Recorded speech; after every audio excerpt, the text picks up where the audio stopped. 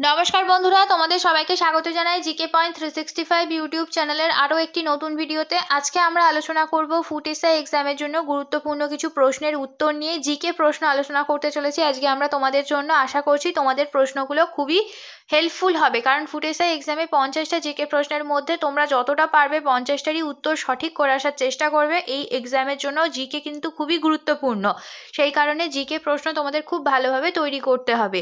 আশা করছি আজকের ভিডিওটা তোমাদের সবার খুব হেল্পফুল হবে। একটু স্কিপ না করে পুরো ভিডিওটা দেখো। ভিডিও শেষে থাকছে কিছু গুরুত্বপূর্ণ প্রশ্ন যা তোমাদের জন্য খুবই গুরুত্বপূর্ণ হতে চলেছে। ভিডিও ভালো লাগলে অবশ্যই ভিডিওটিকে লাইক করো, তোমার বন্ধুদের সাথে শেয়ার করো, আমাদের কমেন্টে জানিও ভিডিও তোমাদের কেমন লাগলো, তোমরা আরো নতুন কোন টপিকের ওপর ভিডিও দেখতে চাও। আর যদি তোমরা আজকে আমাদের চ্যানেলে নতুন হয়ে থাকো, ভিডিও ভালো লাগলে অবশ্যই আমাদের চ্যানেলটিকে সাবস্ক্রাইব করে পাশে থাকা বেল বাটনটি ক্লিক করো ফর অল নোটিফিকেশন। তাহলে চলো শুরু করা যাক আজকের ভিডিও। প্রশ্ন, অস্ট্রেলিয়ার রাজধানীর নাম কি? 1 নম্বর প্রশ্ন, অস্ট্রেলিয়ার রাজধানীর নাম কি? সঠিক উত্তর হয়ে যাবে ক্যানবেরা। সঠিক উত্তর, অস্ট্রেলিয়ার রাজধানীর নাম ক্যানবেরা। 2 নম্বর প্রশ্ন, কলকাতায় ফোর্ট উইলিয়াম কলেজটি কবে প্রতিষ্ঠিত হয়? ফোর্ট উইলিয়াম কলেজ কবে প্রতিষ্ঠিত হয় বলতে হবে। সঠিক উত্তর হয়ে যাবে 1800 সালে। সঠিক উত্তর হচ্ছে ফোর্ট উইলিয়াম কলেজ প্রতিষ্ঠিত হয় 1800 সালে। পরবর্তী প্রশ্ন, পৃথিবীতে সবচেয়ে বেশি ডাকঘর আছে কোন দেশে? ডাকঘর অর্থাৎ পোস্ট অফিস, সব থেকে বেশি ডাকঘর আছে কোন দেশে? সঠিক উত্তর হচ্ছে ভারতে। ভারতে আছে সব থেকে বেশি ডাকঘর। পরবর্তী প্রশ্ন, খড়গপুরে আইআইটি প্রতিষ্ঠা হয় কবে? খড়গপুরে যে আইআইটি রয়েছে সেটি কবে প্রতিষ্ঠা হয় সেই সালটা বলতে হবে। সঠিক উত্তর হচ্ছে 1951 সালে। সঠিক উত্তর হয়ে যাবে 1951 সালে খড়গপুরে আইআইটি প্রতিষ্ঠিত হয়। পরবর্তী প্রশ্ন, গান্ধীজির পুরো নাম কি? এটা আমরা সবাই জানি গান্ধীজির পুরো নাম কি। গান্ধীজির পুরো নাম হলো মোহনদাস করমচাঁদ গান্ধী। গান্ধীজির পুরো নাম মোহনদাস করমচাঁদ গান্ধী। পরবর্তী প্রশ্ন, ভারতে নবগঠিত রাজ্য কোনটি? ভারতে কোন রাজ্যটি নবগঠিত হয়েছে? এই চারটির মধ্যে নবগঠিত রাজ্য হলো তেলেঙ্গানা। ভারতে এই চারটির মধ্যে নবগঠিত রাজ্য হচ্ছে তেলেঙ্গানা। পরবর্তী প্রশ্ন, ভারত ছাড়ো আন্দোলন কত সালে শুরু হয়? ভারত ছাড়ো আন্দোলন কত সালে শুরু হয় সালটা তোমাদের বলতে হবে। সঠিক উত্তর হচ্ছে 1942 সালে। ভারত ছাড়ো আন্দোলন শুরু হয় 1942 সালে।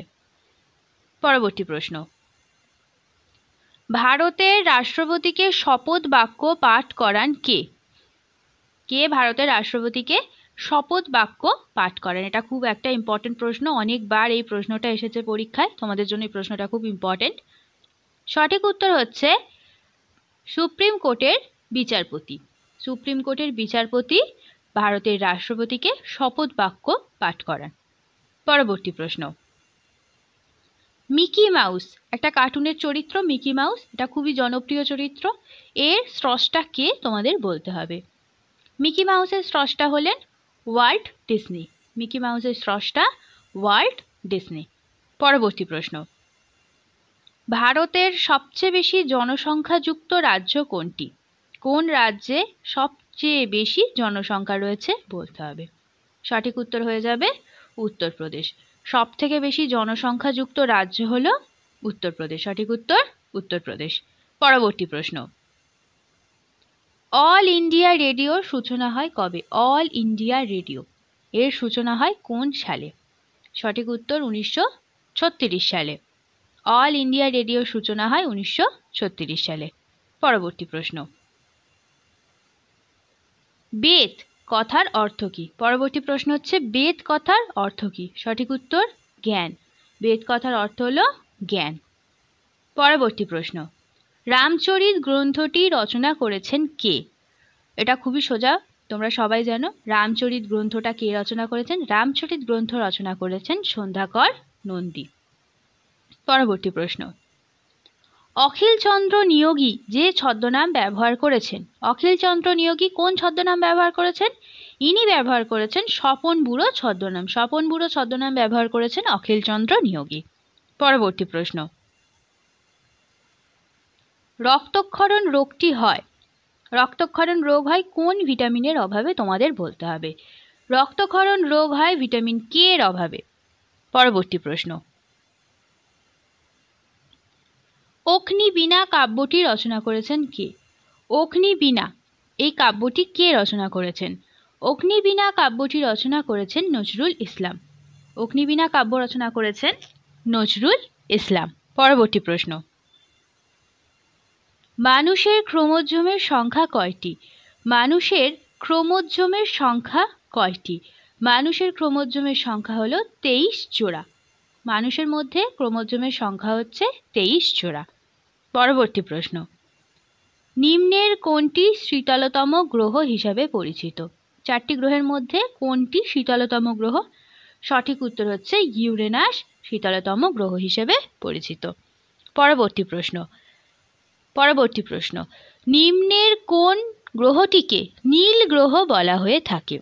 কোন গ্রহটিকে বলা হয় নীল গ্রহ? সঠিক উত্তর হচ্ছে পৃথিবী, এটা আমরা সবাই জানি। পরবর্তী প্রশ্ন, সংবিধানের অভিভাবক কাকে বলা হয়? সংবিধানের অভিভাবক কাকে বলা হয়?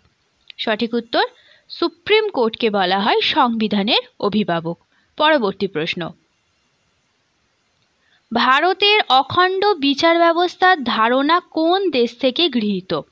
সঠিক উত্তর ব্রিটেন। পরবর্তী প্রশ্ন, সর্বপ্রথম কত সালে জনস্বার্থ মামলা হয়েছিল? সর্বপ্রথম কত সালে জনস্বার্থ মামলা হয়েছিল তোমাদের বলতে হবে। সঠিক উত্তর হয়ে যাবে 1979 সালে সর্বপ্রথম জনস্বার্থ মামলা হয়েছিল। পরবর্তী প্রশ্ন, সুপ্রিম কোর্টের বিচারপতিরা কত বছর বয়সে অবসর নেন? কত বছর বয়সে সুপ্রিম কোর্টের বিচারপতিদের অবসর গ্রহণ করেন তোমাদের বলতে হবে। সঠিক উত্তর 65 বছরে। 65 বছরে এনারা অবসর নেন। পরবর্তী প্রশ্ন, কিসের ভিত্তিতে বিচারপতিদের বেতন কমানো যায়? কিসের ভিত্তিতে বিচারপতিদের বেতন কমানো যায় বলতে হবে। সঠিক উত্তর হচ্ছে আর্থিক জরুরি অবস্থায় বিচারপতিদের বেতন কমানো যায়। পরবর্তী প্রশ্ন, দাগরিমা রেখার সংখ্যা কয়টি? দাগরিমা রেখার সংখ্যা হচ্ছে 360টি। দাগরিমা রেখার সংখ্যা হয়ে গেল 360টি। পরবর্তী প্রশ্ন, গঙ্গা উপন্যাসটির রচয়িতা কে? গঙ্গা উপন্যাসটির রচয়িতা কে তোমাদের বলতে হবে। সঠিক উত্তর হচ্ছে সমরেশ বসু গঙ্গা উপন্যাসটির রচয়িতা। পরবর্তী প্রশ্ন, কাকে ভারতের প্রথম স্বদেশী কার্টুনিস্ট বলা হয়েছে? স্বদেশী কার্টুনিস্ট কে? উত্তর হচ্ছে গগনেন্দ্রনাথকে। উত্তর গগনেন্দ্রনাথকে ভারতের প্রথম স্বদেশী কার্টুনিস্ট বলা হয়েছে। পরবর্তী প্রশ্ন, স্বামী বিবেকানন্দ কত সালে জন্মগ্রহণ করেন? স্বামী বিবেকানন্দ 1863 খ্রিস্টাব্দে জন্মগ্রহণ করেন। পরবর্তী প্রশ্ন, সিন্ধু সভ্যতার মানুষদের প্রধান জীবিকা কি? সিন্ধু সভ্যতার মানুষদের প্রধান জীবিকা কি? সিন্ধু সভ্যতার মানুষদের প্রধান জীবিকা ছিল কৃষিকাজ। পরবর্তী প্রশ্ন, ডিরোজিও নিম্নের কোন ছদ্মনামে কবিতা লিখতেন? তিনি লিখতেন জুভেনিস ছদ্মনামে কবিতা। ডিরোজিও জুভেনিস ছদ্মনামে কবিতা লিখতেন। পরবর্তী প্রশ্ন, জীবনের জলসাঘরে এটি কার আত্মজীবনী? এটি মান্না দের আত্মজীবনী। জীবনের জলসাঘরে মান্না দের আত্মজীবনী। পরবর্তী প্রশ্ন, ইরাকের রাজধানীর নাম কি? ইরাকের রাজধানীর নাম হলো বাগদাদ। ইরাকের রাজধানীর নাম বাগদাদ। পরবর্তী প্রশ্ন, কাকে ভারতের প্রথম আধুনিক মানুষ বলা হয়ে থাকে? সঠিক উত্তর রামমোহন রায়কে বলা হয়ে থাকে ভারতের প্রথম আধুনিক মানুষ। পরবর্তী প্রশ্ন, ভারতের প্রথম রেশন ব্যবস্থা প্রচলন করেন কে? সঠিক উত্তর আলাউদ্দিন খলজি ভারতের প্রথম রেশন ব্যবস্থার প্রচলন করেন। পরবর্তী প্রশ্ন, বর্তমানে ভারতে মোট হাইকোর্টের সংখ্যা কত? বর্তমানে ভারতে মোট 25টি হাইকোর্ট আছে। পরবর্তী প্রশ্ন, হর্ষঙ্খ বংশের প্রতিষ্ঠাতা কে? খুব সোজা উত্তর, হর্ষঙ্খ বংশের প্রতিষ্ঠাতা বিম্বিসার। পরবর্তী প্রশ্ন, কত সালে রামকৃষ্ণ মিশন প্রতিষ্ঠিত হয়? রামকৃষ্ণ মিশন 1897 সালে প্রতিষ্ঠিত হয়েছিল।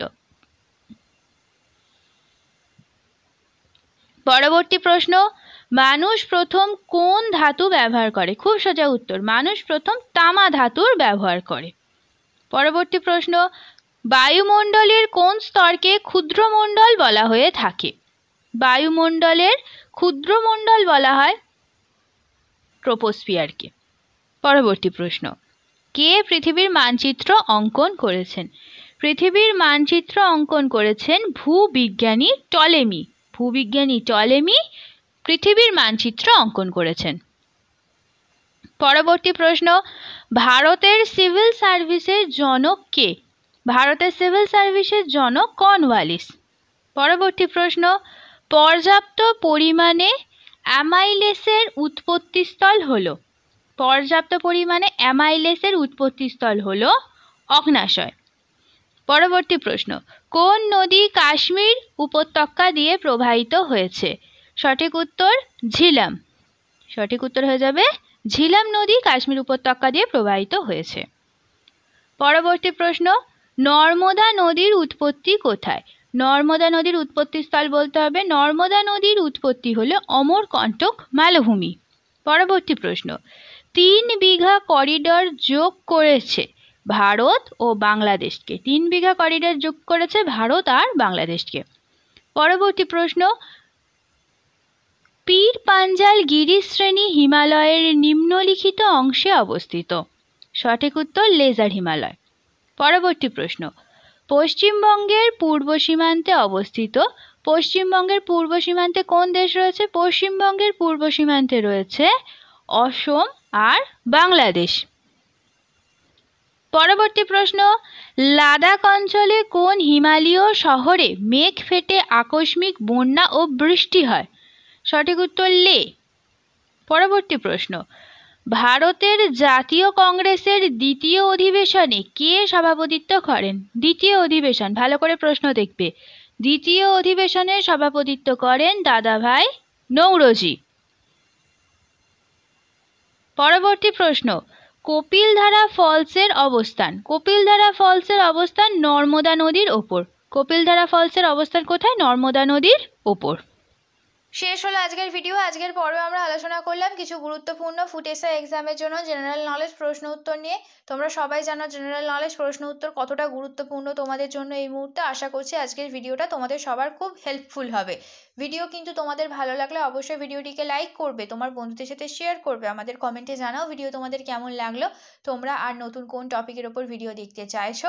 আর তোমরা যদি আজকে আমাদের চ্যানেলে নতুন হয়ে থাকো অবশ্যই আমাদের চ্যানেলটি সাবস্ক্রাইব করে পাশে থাকা বেল বাটনটি ক্লিক করো ফর অল নোটিফিকেশন। তাহলে চলো দেখা হচ্ছে পরবর্তী ভিডিওতে। ততদিন ভালো থাকো, ভালো রাখো, এইভাবে আমাদের ভিডিও দেখতে থাকো, আমাদের আরও উৎসাহিত করতে থাকো। ধন্যবাদ।